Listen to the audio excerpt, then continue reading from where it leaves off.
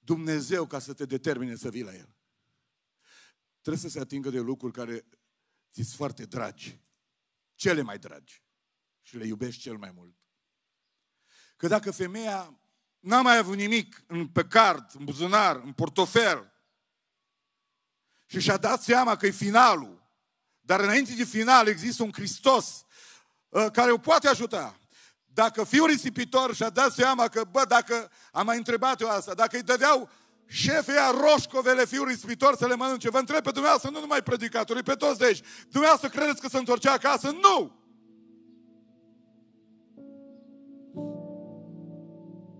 Că omul, chiar dacă merge într-o zonă degradantă, câtă vreme mai are o mică plăcere, nu se pocăiește.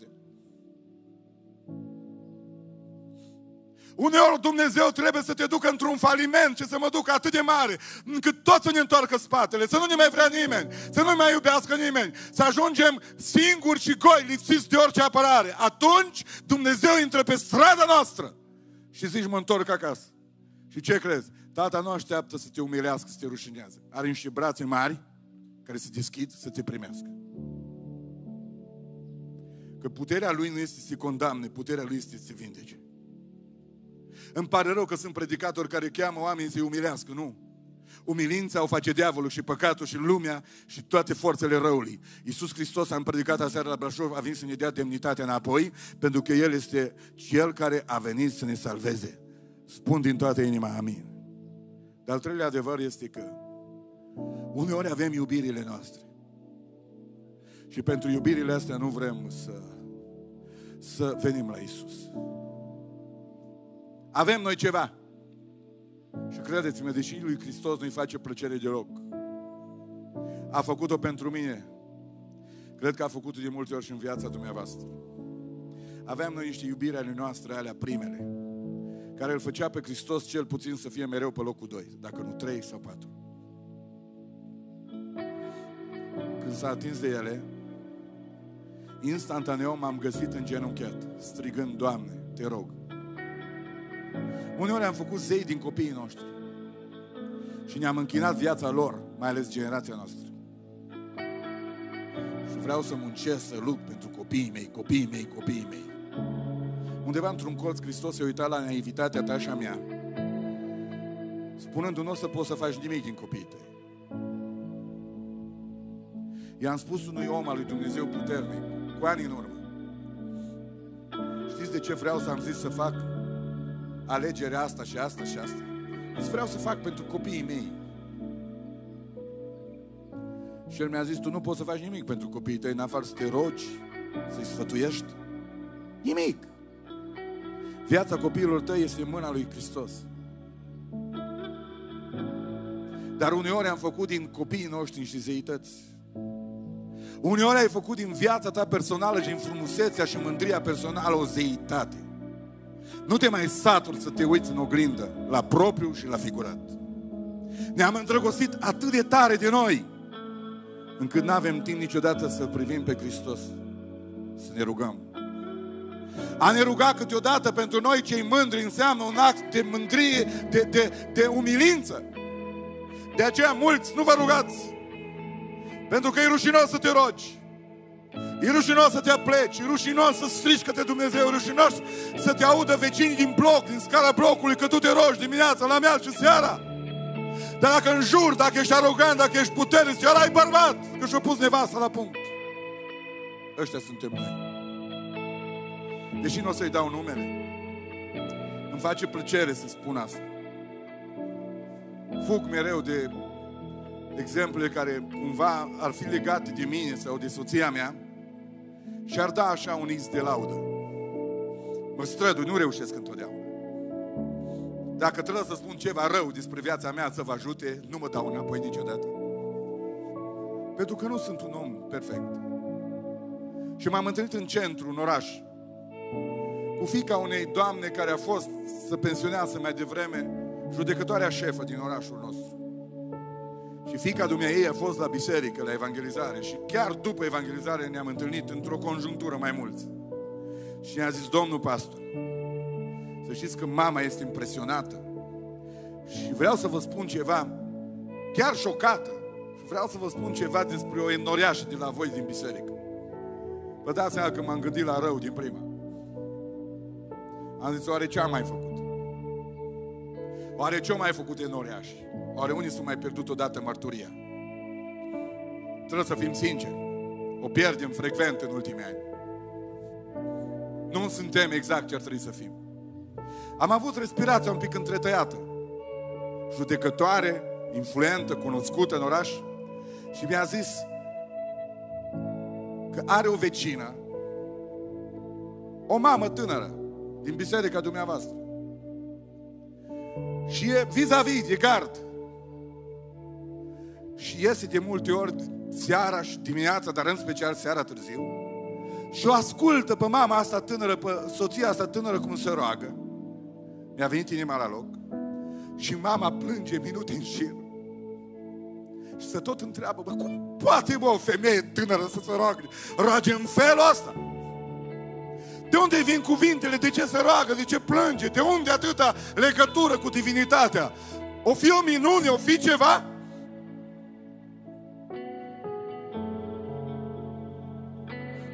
Stimate mame tinere, ați lăsat vreodată vocea să se audă pe scara blocului? Știu că vreți să aveți sos bun, dar dacă nu vă rugați, de unde vreți să-i aveți? Știu că vreți să aveți familii sănătoase, dar fără rugăciune, care este cheia creștinismului și viața lui, stimați bărbați, care ridicați tonul sau ridicăm tonul la cele de lângă noi sau la pruncii noștri, n-ar fi bine să ridicăm tonul și spre bunul Dumnezeu? Cum ar arăta Bocșa și Becleanu și Bistrița și Timișoara și Clujul dacă în trolebuze, în tramvaie, în metrou, pe stradă, la colț de stradă am auzit oameni murmurând rugăciuni, ridicând mâini spre Dumnezeu și spunând: Dumnezeule, binecuvântează România! Cum ar arăta țara asta? Ar fi normal 98% creștini să împânzim lumea de oameni care se roagă. Avem alte iubiri, avem alți zei, uneori familia, copiii.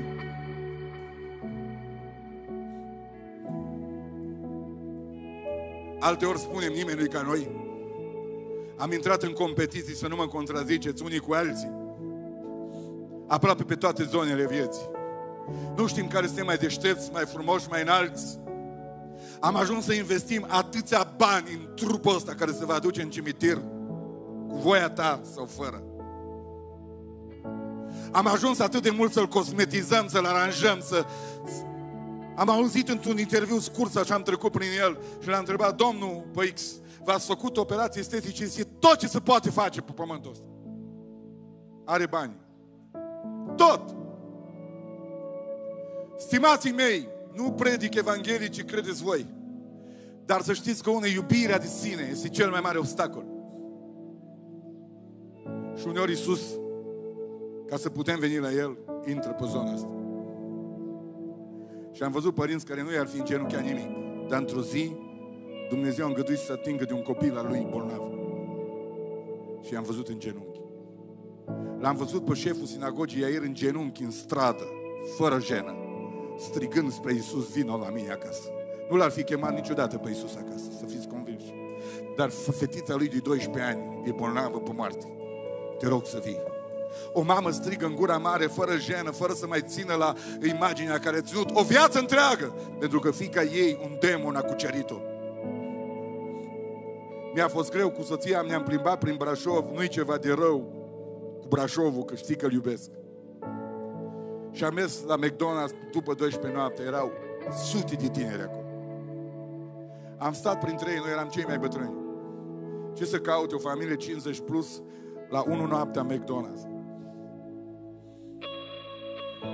Știți, am stat acolo vreo 45 minute, că era coadă mare, să-mi vină comanda. M-a durut sufletul. Fete de 16-17 ani aveau un limbaj că mi-a fost greu mie să-l suport. Degradant. Erau niște fete care îmi dădeau seama că vin niște familii cu bani, că aveau motorete afară, căști, mașini, haine bune. Și mi-am dat seama cât de jos se duce lumea. Mi-a venit să mă plec în genunchi în McDonald's Și să mă rog să aibă Dumnezeu milă de generația asta, că avem o fiică de 18 ani, că avem un băiat de 14, că avem nepoți de 10, de 4, de 3 și mă întreb unde cresc. Mă întreb că ei cresc acolo. Nu știu ce iubire ai, dar poate că durerea care o ai pentru cei care îi iubești te poate determina în seara asta să vii la Iisus și să strigi după ajutor și să-L duci acasă, să nu mai pleci fără El. Speranța cântă și vă rog să vă ridicați. Cobor mai aproape de voi, deși cu sufletul am vrut să fiu exact lângă dumneata în seara asta. Și în timp ce speranța cântă, dacă sunteți persoane aici care vreți să veniți la Iisus Hristos pentru dureri, pentru lupte, pentru legături, pentru spaime, pentru frici, pentru lucruri care vă apasă, care vă fac să nu vă simțiți liberi, fericiți și binecuvântați. Suntem aici păstori, sunt aici și eu și vreau să ne rugăm pentru dumneata și pentru tine. De aceea te rog, în timp ce speranța cântă, să fii aici aproape de mine în seara asta, să nu fie rușine de loc, pentru că e o seară de har. Dacă ești aici și ai voință și poți să vii, dacă vrei, poți să vii cu adevărat. Nimeni nu te poate ține, nimeni nu te poate împiedica. Numai doar tu dacă nu vrei și dumneata dacă nu vrei. Dacă vrei, vino aici lângă mine să ne rugăm pentru tine și pentru viața ta și pentru casa ta. Dacă ești aici și simți că ai pierdut multe, ai falimentat în multe puncte ale vieții, Dumnezeu te iubește și Dumnezeu vrea să te primească în seara asta. Așa că te rog să vii aici în față, pentru că Cel care poate și vrea să te ajute este Iisus Hristos, Fiul lui Dumnezeu. Vă aștept să veniți aici, cei care aveți nevoie de rugăciune, de Dumnezeu, de iertare, de milă, de îndurare, de har. Matei a venit la Iisus și l-a urmat. Dacă ai nevoie de El, te rog să vii aici lângă mine. Sunt și eu aici lângă dumneata și lângă tine în seara asta. Domnișoară, dacă ai lupte, dacă ești prins în legături, în droguri, în lucruri mai puțin bune, dacă te lupți cu multe stări, nu pleca acasă cu El. Poate niciodată nu o să mai fie ocazia asta în Bocșa. De aceea te invit să vii aici în seara asta, să ne rugăm împreună și să spunem lui Iisus că El poate să schimbe, să aducă o viață nouă în inima ta, în casa ta. Nu lăsa tulburarea care o ai ascunsă sub preș. Nu ajută la nimic că oamenii cred despre tine. Ești cel mai de treabă, că ești cel mai bun, cel mai perfect. Tu știi exact cum ești. De aceea, pe lângă persoanele care nu sunt cele mai rele, sunt cele care au înțeles în seara asta chemarea lui Iisus. Te rog să vii și dumneata de acolo. Nu spune sunt prea departe, Iisus a coborât din cer. Spunea Gabi, Iisus a stat în arșița soarelui pentru tine. E răcoare, e perfect, e o seară de har. Te rog să vii la Iisus. Te implor să vii la Iisus în seara asta. Te rog să vii la Cel care îți poate da mângâierea, de care o cauți de atâția ani, la oameni, la tine, în inimă, nu o găsești. Nu o să găsești niciodată. Am încercat și eu, am luptat și eu, m-am alergat și eu, am crezut și eu că pot, dar singurul care m-a primit și m-a iertat și m-a mântuit este Iisus Hristos, Doamne. Rog frații consilieri să se apropie de cei care ești în față.